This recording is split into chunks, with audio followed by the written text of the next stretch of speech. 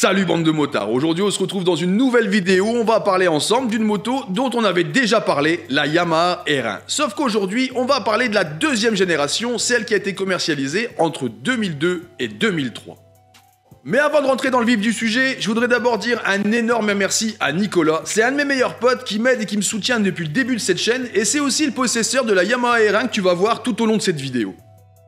Et je pouvais pas commencer cette vidéo sans te faire une petite piqûre de rappel de la première R1. Cette moto, elle a véritablement bouleversé le monde de l'hypersport à sa sortie parce qu'on rendait accessible une moto véritablement taillée pour la piste au grand public.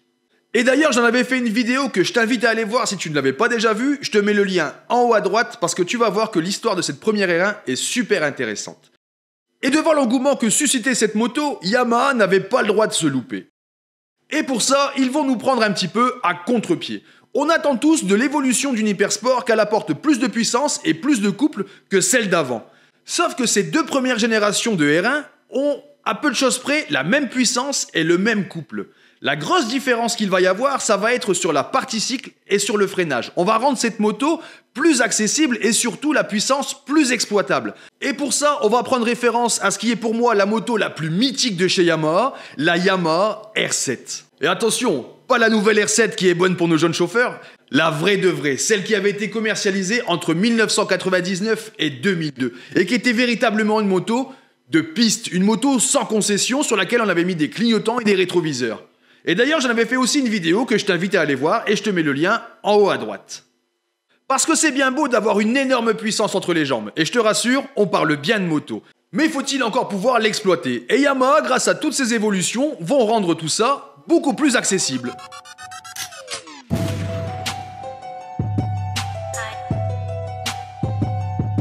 Et maintenant, pour la deuxième partie de cette vidéo, on va voir ensemble toutes les modifications qui ont été apportées à cette deuxième génération de R1. Et pour commencer, on va parler de l'esthétique générale de cette moto. Elle est la digne descendante de la première génération de la R1 et on reconnaît bien là la patte de chez Yamaha. Sauf qu'on va lui donner un côté encore plus agressif, avec ce double bossage bien prononcé sur la tête de fourche et ses lignes encore plus profilées. Mais ce que je préfère par-dessus tout, c'est son cul. Et là, je te rassure, je parle toujours de la moto. Ce côté massif souligné par ce feu à LED, franchement, je trouve ça magnifique. Et de mémoire, je pense que c'est une des premières motos à avoir opté pour un feu à LED.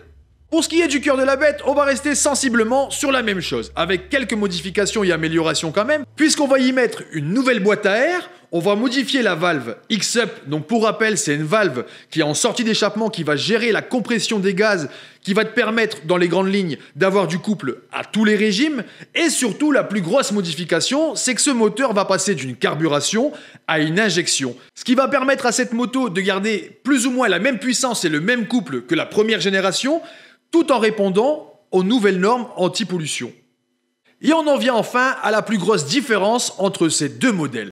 La partie cycle. Déjà, cette nouvelle génération va hériter du tout nouveau cadre Delta Box 3 dont la géométrie et la rigidité sont quasiment similaires à celui de la Yamaha R7. Mais ils vont pas s'arrêter là parce qu'elle va aussi bénéficier d'une toute nouvelle fourche avec un débattement réduit, ce qui apportera encore plus de stabilité à la moto. Alors bien sûr, je te souligne les grandes lignes des modifications de cette moto, mais sache que Yamaha ont été un peu plus loin que ça, comme par exemple avec les étriers de frein qui ont été changés. Sur l'ancienne version, ils étaient en acier, et on va les mettre maintenant en aluminium. Alors ça peut paraître anecdotique, mais ça ne l'est pas du tout, parce que ça va directement impacter ce qu'on appelle les masses non suspendues. Et d'ailleurs, si vous voulez que je vous en fasse une vidéo pour vous expliquer ce que c'est, dites-le moi en commentaire, je me ferai un plaisir de vous le faire. Et maintenant, voyons ensemble ce que donne cette Yamaha R1 deuxième génération en termes de caractéristiques techniques et de performance.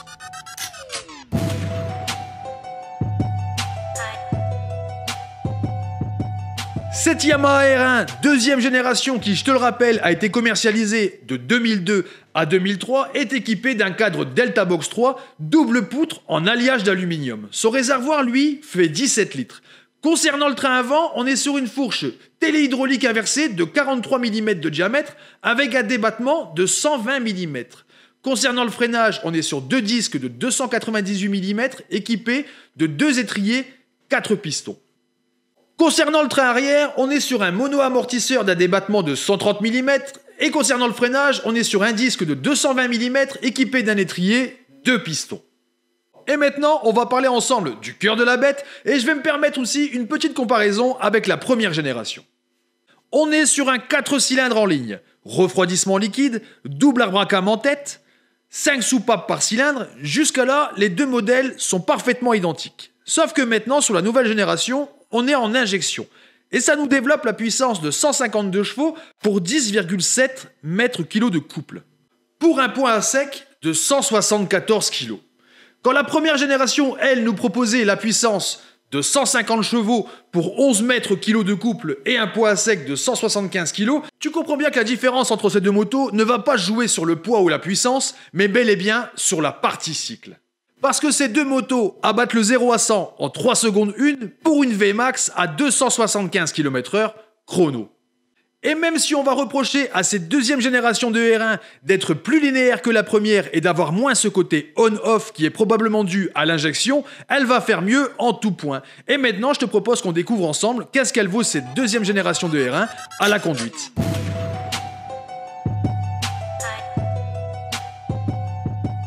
Alors sans surprise, on parle d'une Yamaha R1 et on sait que la position de conduite va être radicale. Les bracelets sont assez bas, ce qui fait que tu vas être penché vers l'avant. En plus de ça, on va y rajouter le fait que tu auras les jambes bien repliées et que le réservoir est assez large et donc du coup tu auras les jambes écartées. Alors dit comme ça fait un petit peu moto de contorsionniste. Mais je te promets, ça va bien se passer. Alors comme d'habitude, quand on parle d'une sportive, c'est pas une moto avec laquelle tu vas forcément te sentir à l'aise en ville. Et ça pour plusieurs raisons. La première, déjà, c'est la position de conduite. Et la deuxième, c'est simplement dû au rayon de braquage qui est quand même assez limité. Alors on va vite sortir de la ville et on va essayer de profiter pleinement de ce moteur. Déjà, ce qu'il faut savoir, c'est que le 4 cylindres de chez Yamaha est extrêmement souple et qu'il va commencer à te desservir du couple dès 3000 tours. Ce qui va te permettre sans problème de cruiser avec cette moto le temps de t'acclimater à la position de conduite. Alors on va tourner un petit peu plus la poignée et on va monter jusqu'à 5000 tours, où là le moteur va commencer à ronronner sérieusement. Le ressenti sur le train avant est juste excellent. Alors on est sur une moto sportive, c'est sûr que c'est un petit peu ferme, mais malgré tout, il y a quand même un certain confort. T'as un retour d'information du train avant qui est juste excellent et qui va facilement te mettre en confiance. Mais quelque chose qui m'a vraiment surpris sur cette moto, c'est la facilité avec laquelle tu vas changer d'angle. Et surtout, la facilité avec laquelle tu vas prendre de l'angle. Alors attention, les sliders sont recommandés.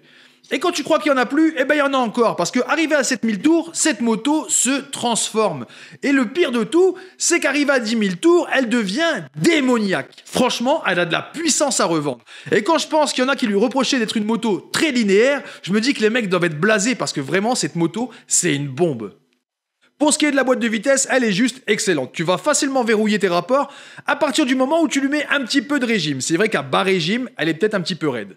Et enfin, ce qui reste un des gros points forts de chez Yamaha, bien sûr, c'est le freinage, qui est juste excellent, même sur des freinages soutenus. Ce qui va t'apporter énormément de confort et surtout un excellent feeling avec cette moto. Pour ce qui est de la conduite en duo, on est d'accord qu'elle est équipée de cale-pied à l'arrière, mais ça reste quand même anecdotique. C'est là pour dépanner, parce qu'il faut se dire que le passager, il aura quand même les genoux dans les dents et il est assez haut perché. On est clairement sur une moto d'égoïste. La seule chose qu'on va pouvoir lui reprocher à la conduite sur cette moto, c'est que l'avant se déleste facilement et que les amorces de guidonnage sont quand même assez présentes. Du coup, il est indispensable d'y mettre un amortisseur de direction. Et si tout ça t'a plu et que tu veux sauter le pas, combien ça coûte aujourd'hui une Yamaha R1 deuxième génération sur le marché de l'occasion ?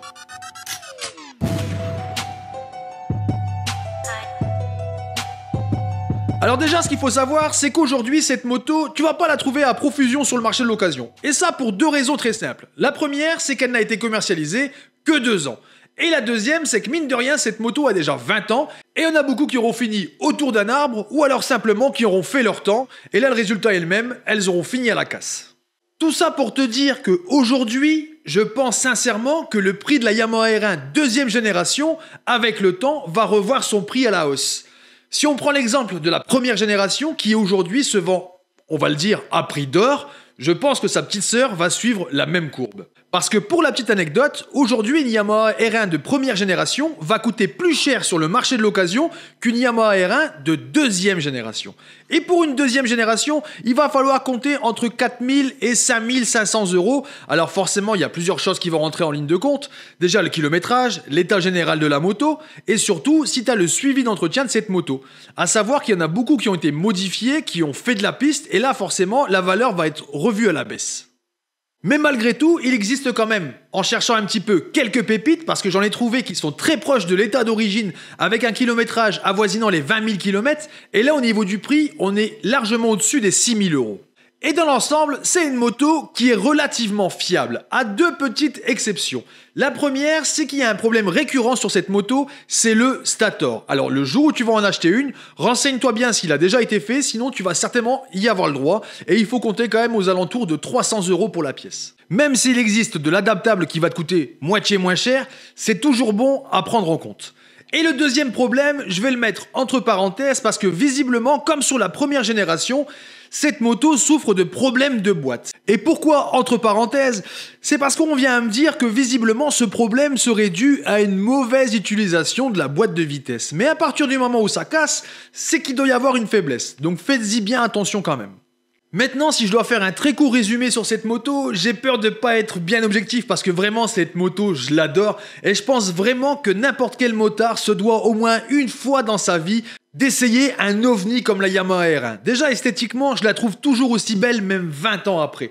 À coup sûr, tu feras tourner les têtes avec. Et c'est une moto qui va te procurer énormément de plaisir. Mais il faut pas oublier une chose, c'est que ça reste toi le maître du jeu. Et c'est une moto qui a quand même énormément de puissance, même si je te le rappelle, elle est sous l'ancienne législation et qu'elle est censée être bridée à 106 chevaux. Alors c'est une moto que je vais déconseiller aux jeunes chauffeurs, on va quand même lui demander d'avoir quelques années d'expérience avant de monter dessus.